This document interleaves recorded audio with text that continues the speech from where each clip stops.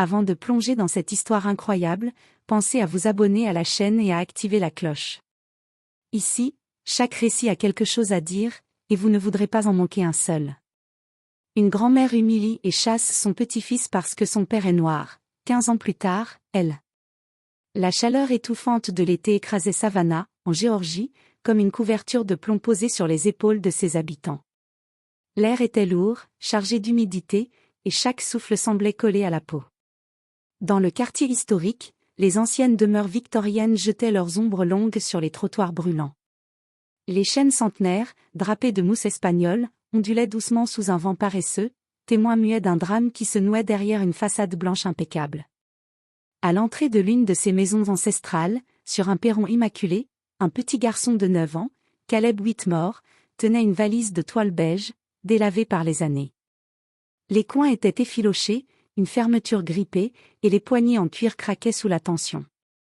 Cette valise, c'était tout ce qu'il lui restait de sa place dans cette maison. Son regard, humide et incertain, était rivé à la porte d'entrée, qu'il venait de franchir pour la dernière fois. Derrière lui, figée comme une statue de marbre, se tenait Margaret Whitmore, sa grand-mère maternelle. Son dos droit comme un mât de navire, ses cheveux blancs tirés en un chignon rigide, elle portait une robe bleu pâle en soie, sans un pli, sans une tache. Son visage, ridé mais soigné, était fermé, figé dans une expression de dégoût glacial. Elle tenait un mouchoir brodé à la main, mais non pas pour essuyer des larmes, elle n'en avait pas, seulement pour souligner sa façade de bienséance. « Tu n'as jamais été des nôtres, Caleb, dit-elle d'une voix sèche, étranglée par un mépris soigneusement cultivé. Elle fit une pause, son regard perçant le visage de l'enfant comme une lame. Ton sang est mélangé. Ton père, ce nègre, n'aurait jamais dû souiller notre famille. Elle cracha ce mot, nègre, avec une violence sourde, comme si elle tentait d'expulser une saleté incrustée dans son passé. Ces mots claquaient dans l'air comme des coups de fouet, déchirant le silence pesant du porche. Et pourtant, derrière son ton hautain, il y avait quelque chose d'autre, une peur. Une peur de l'effondrement du monde qu'elle croyait éternel, un monde où sa lignée, sa peau, son nom, étaient la seule valeur. Caleb, lui, ne pleura pas. Pas cette fois. Il avait déjà versé trop de larmes dans cette maison où l'amour avait été remplacé par les soupirs lourds, les silences tranchants et les remarques insidieuses. Il comprenait à présent, du haut de ses 9 ans, avec une lucidité que bien des adultes n'atteignent jamais, qu'il n'était pas chassé pour ce qu'il avait dit ou fait, mais simplement pour ce qu'il incarnait. Il était la preuve vivante qu'un Whitmore pouvait aimer au-delà des barrières raciales. Et ça, pour Margaret, c'était une trahison inacceptable. Il recula lentement, traînant la valise qui raclait les marches en bois, trop lourde pour ses petits bras. Il n'eut même pas droit à un dernier câlin, pas un mot tendre, pas une excuse. Rien. Seulement cette porte qui se refermait à jamais derrière lui, non pas une porte sur une maison, mais sur une partie de son enfance. Au loin, un bruit de moteur monta dans l'air chaud. Une voiture noire, une Chevrolet Impala usée mais propre, s'arrêta juste devant l'allée. Le conducteur descendit aussitôt. Grand, élancé, la quarantaine solide, le visage grave mais digne, Darnell Carter, son père. Un homme respecté dans les cercles universitaires, connu pour ses conférences puissantes sur l'histoire des droits civiques et ses publications sur l'héritage afro-américain dans le Sud. Il traversa le jardin sans un mot, son pas ferme écrasant les graviers blancs sous ses chaussures en cuir. Son regard croisa celui de Margaret. Il ne lui offrit ni colère, ni supplique. Juste un mépris tranquille, une absence de respect, polie mais tranchante. Il savait que discuter ne servirait à rien. Le mal était fait depuis longtemps. Arrivé à la hauteur de son fils, Darnell posa sa main sur son épaule avec douceur. Le contact fit fléchir Caleb, qui laissa couler une larme unique, silencieuse, que son père essuya du pouce. « Viens, Caleb. Tu n'as rien à prouver ici. » Il ne se retourna pas tout de suite. Mais au moment de partir, il marqua un arrêt, et lança à Margaret un dernier regard, sans haine, mais chargé de vérité. Un jour, vous verrez ce garçon pour ce qu'il est vraiment. Mais ce jour-là, il sera trop tard. Darnell éleva Caleb seul, loin des dorures de la maison Whitmore, dans un modeste appartement situé dans un immeuble en briques rouges à 2 catures, en périphérie d'Atlanta. Les murs étaient minces, les fenêtres grinçaient les jours de vent, et l'eau chaude mettait parfois une éternité à arriver. Mais ce petit logement exigu, au 4e étage sans ascenseur, était un havre de paix.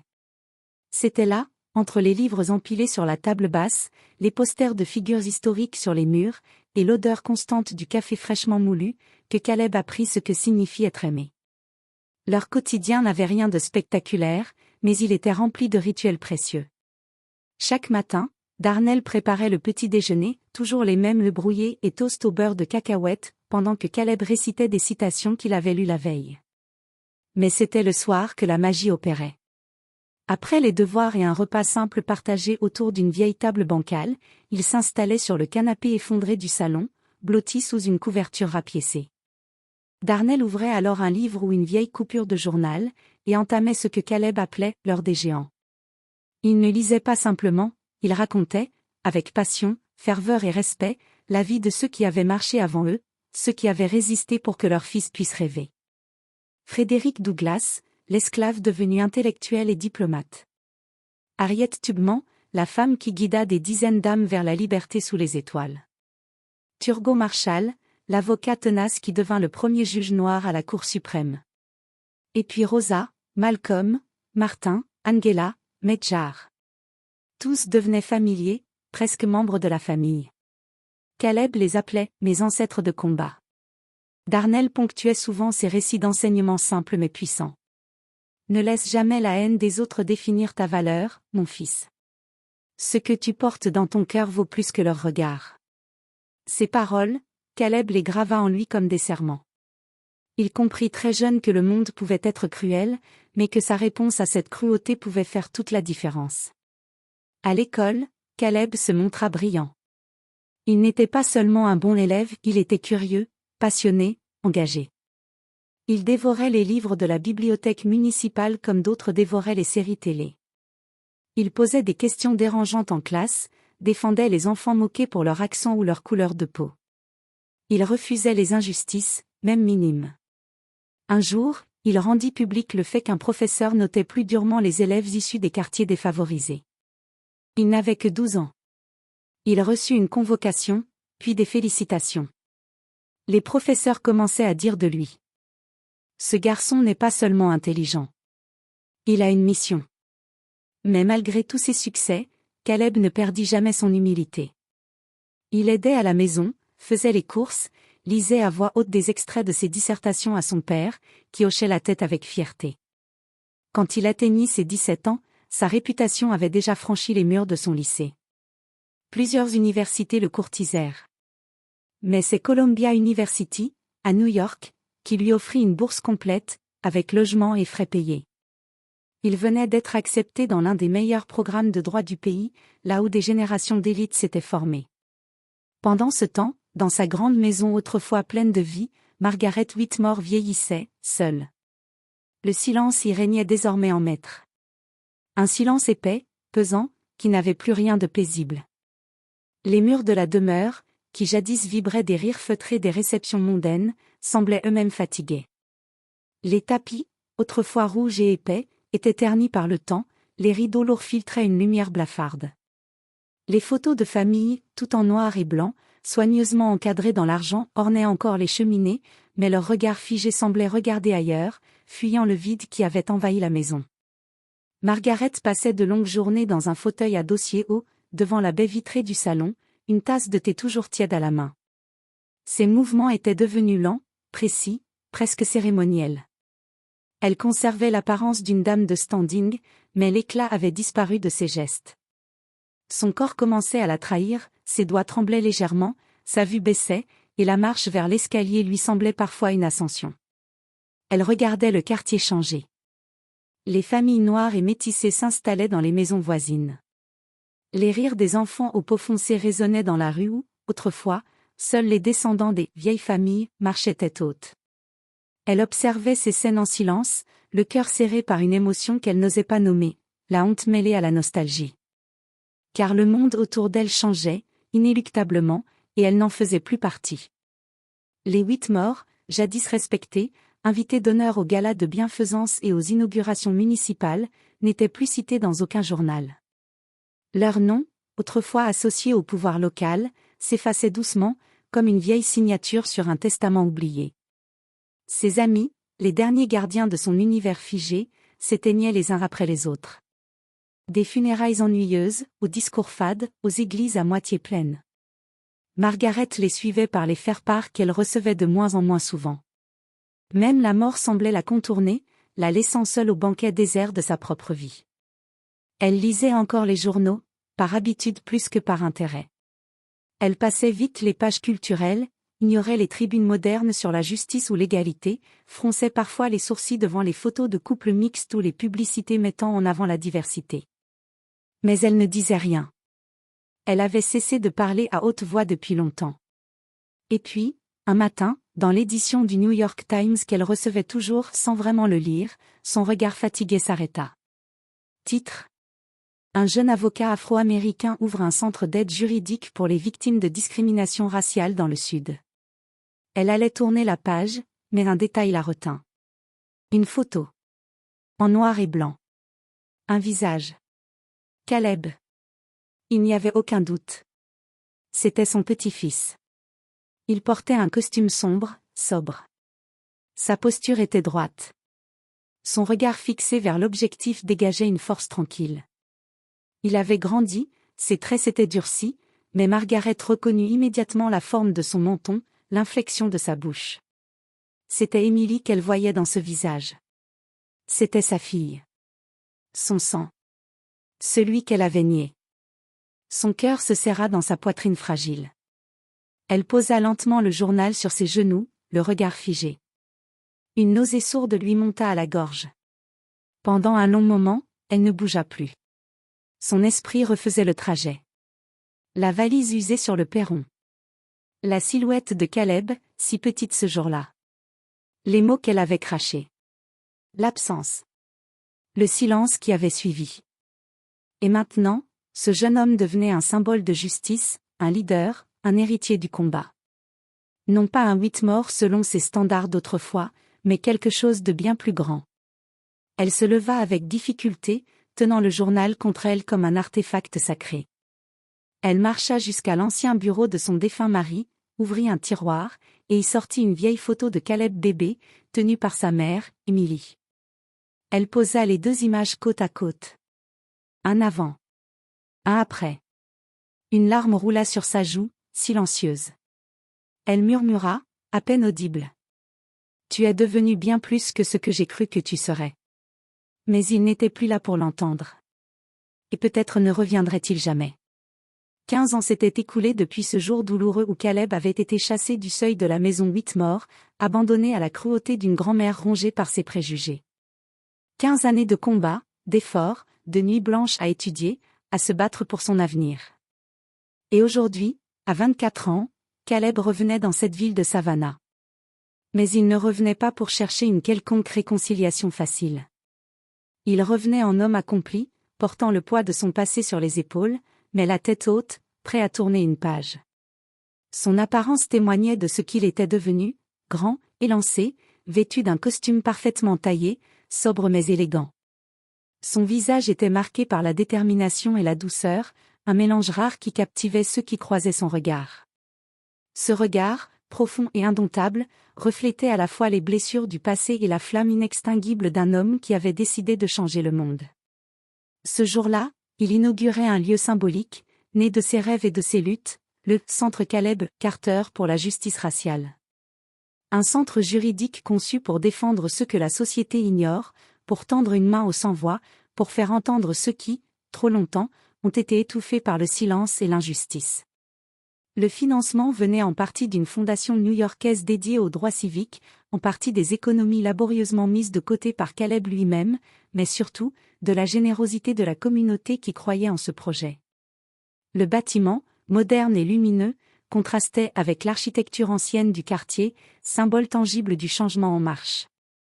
La cérémonie rassembla une foule diverse, le conseil municipal, des journalistes venus des grandes chaînes nationales, des avocats réputés venus apporter leur soutien, et surtout, des membres de la communauté locale, certains en larmes, d'autres souriant avec fierté. Le murmure des conversations s'estompa lorsque Caleb monta sur scène. Le silence s'installa, respectueux et lourd de sens. Il prit la parole, sa voix claire et posée portait chaque mot avec une force calme. Je dédie ce centre à ceux qu'on a rejetés, humiliés, réduits au silence. À ceux qui ont été jugés pour leur couleur de peau avant même d'avoir pu parler. À tous ceux qui ont connu le poids du regard injuste et le froid du rejet. Il marqua une pause, balayant la salle du regard. Je suis l'enfant d'un amour interdit. L'enfant d'une histoire que certains ont voulu enterrer, étouffer, effacer. Mais je suis la preuve vivante qu'on peut faire germer la grandeur sur un sol de rejet. La salle éclata en applaudissements, certains étaient debout, émus jusqu'aux larmes. Au fond de la salle, une silhouette immobile retenait à peine ses sanglots, Margaret Whitmore. Assise, le dos voûté, les mains crispées sur son sac à main, son cœur se brisait en mille éclats invisibles.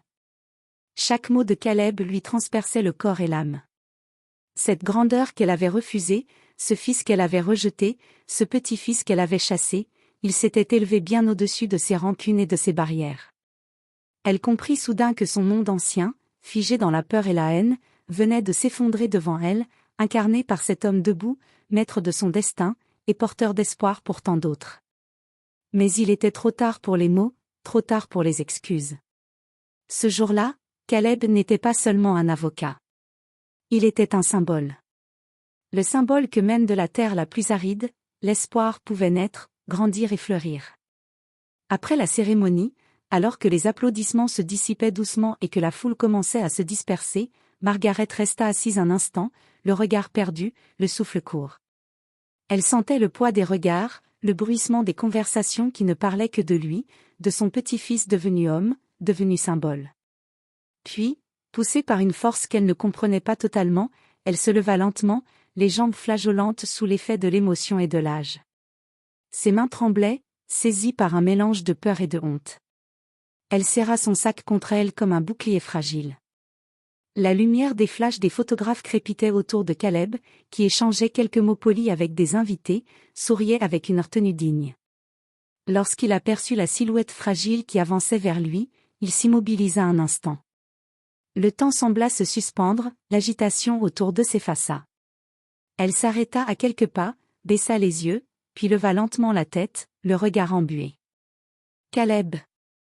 murmura-t-elle, la voix brisée, presque étranglée par des années de silence.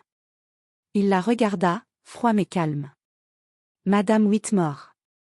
Le titre, prononcé avec une certaine distance, marquait l'espace qui s'était creusé entre eux. Plus de tendresse, plus de lien familial apparent. Juste un formalisme respectueux qui contenait toutes les blessures non guéries. Margaret baissa les yeux, ses épaules s'affaissèrent. La fierté dure qu'elle avait portée toute sa vie semblait fondre comme neige au soleil. « Je t'ai fait du mal. » Sa voix était maintenant tremblante, vulnérable. « J'ai fait du mal à ta mère aussi, Émilie. Je croyais défendre notre nom, notre honneur, mais je n'ai défendu que ma peur. Ma peur de perdre tout ce que je pensais être. » Le silence s'installa. Caleb la regardait, immobile, écoutant les mots qui semblaient enfin venir d'un lieu sincère. Après un long instant, il parla, d'une voix posée, douce mais ferme, comme un juge rendant un verdict clair. « Vous m'avez rejeté pour la couleur de mon sang. Pour ce que je suis. Mais je suis devenu ce que vous refusiez de voir, un homme digne, un homme de justice, un homme qui ne porte pas la haine que vous m'avez offerte. Je vous pardonne. » Il marqua une pause, pesant chaque mot. « Pas pour vous. Mais pour moi. Parce que je refuse d'être prisonnier de votre haine. » Une larme roula sur la joue ridée de Margaret. Puis une autre, puis plusieurs, comme des perles salées qui brisaient des années de glace. Elle pleura, silencieuse, laissant tomber sur le sol le masque de dureté qu'elle avait porté trop longtemps. Caleb ne fit aucun geste. Il laissa cette femme brisée dans son regret, dans cette solitude née de ses propres choix. Sans un mot de plus, il se détourna, s'éloigna vers la lumière des projecteurs, vers son avenir. Margaret resta là, immobile, entourée de ses regrets, au milieu d'une foule qui parlait déjà du futur. Quelques mois plus tard, le souffle de la vie quitta enfin Margaret Whitmore. Dans un hospice modeste à la périphérie de Savannah, loin du faste et des dorures de sa jeunesse, elle s'éteignit doucement. Les murs de cette chambre étaient nus, éclairés par une lumière tamisée qui filtrait à travers des rideaux fatigués. Sur la petite table de chevet reposait une tasse de tisane refroidie, une Bible ouverte à une page jaunie, et une lettre pliée avec soin. Cette lettre, écrite de sa main tremblante, était le dernier témoignage d'une femme qui, au crépuscule de sa vie, avait affronté ses démons. Dans cette lettre, elle écrivait : « J'ai chassé la plus belle chose que la vie m'avait donnée, mon petit-fils. Il m'a pardonné.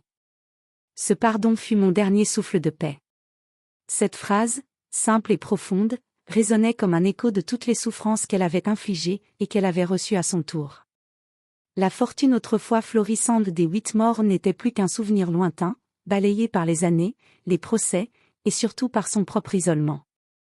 Sa maison, grande et vide, avait été vendue pour payer des dettes, les murs autrefois témoins d'histoires de famille abritaient désormais des étrangers.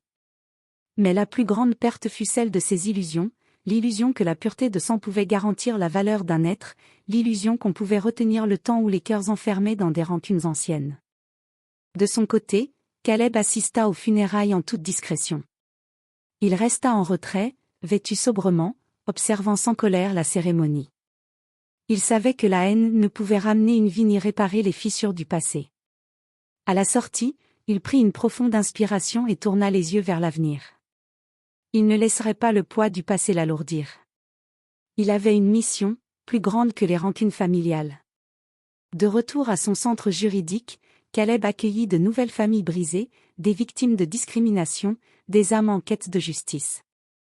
Jour après jour, il défendait ses causes avec la même passion qui l'avait animé toute sa vie. Chaque matin, en entrant dans son bureau baigné par la lumière douce du matin, il posait ses yeux sur une vieille photo accrochée au mur, celle de sa mère, Émilie, jeune, souriante, rayonnante de vie.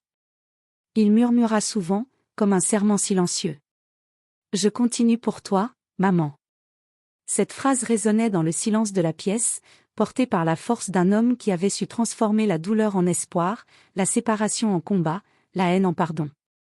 Et c'était là, dans ce combat quotidien, que la véritable victoire de Caleb prenait forme, un héritage d'amour et de justice, bien plus grand que tous les noms gravés dans la pierre.